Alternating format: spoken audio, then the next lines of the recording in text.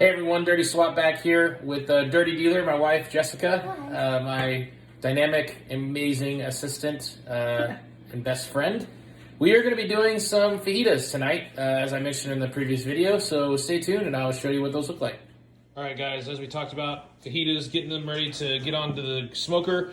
So what I got here is some flank steak that I picked up at the store. It's a little thicker than I would want it to be, but that's alright. What you're looking for is any type of either flank steak or flat iron steak that you can throw onto the big green egg or a smoker to get them good flavor from that lump charcoal, and cook this to about a medium rare. What I'm going to be using is actually one of my favorite seasonings from my favorite grocery store in Texas called HEB. HEB. It's just a standard little fajita seasoning mix that's got a bunch of different stuff in it, primarily salt, pepper, and some other things that they like, but it's just really good on the fajita meat. So I like to use it for my fajitas when I'm cooking those. The other thing that I like to put this on is actually on eggs, specifically scrambled eggs or even over easy eggs.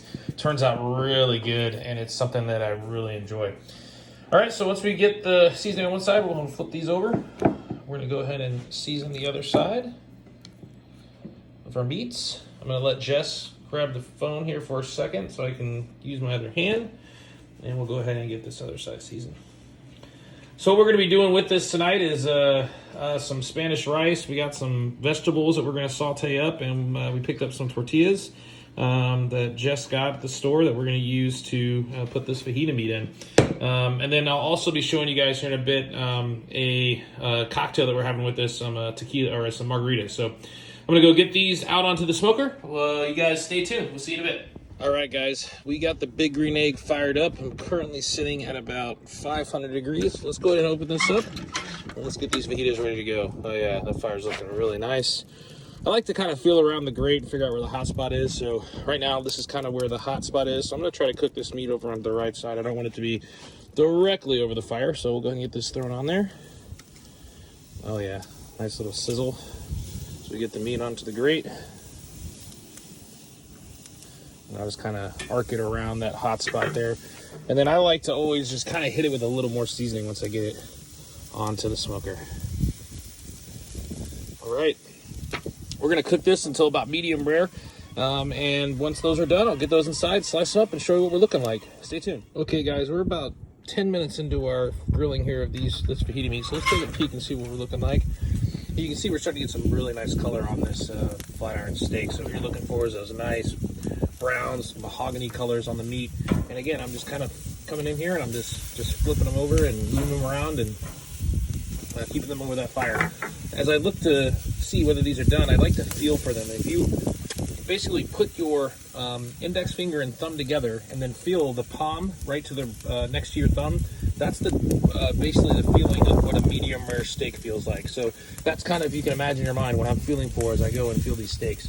They have about 30 to 30 seconds to a minute left before I'm going to pull them off and let them rest, so you guys stay tuned. All right, I just pulled off the fajita meat, and now I'm going to throw some jalapenos over here in order to get some jalapenos smoked up. If you've never tried this before, highly recommend it if you like some spice with your fajitas. I like to just throw the jalapenos right onto the grate, and I'm just basically going to turn these things until you get to a nice kind of soft, charred consistency on the outside, and then we'll be able to slice those up.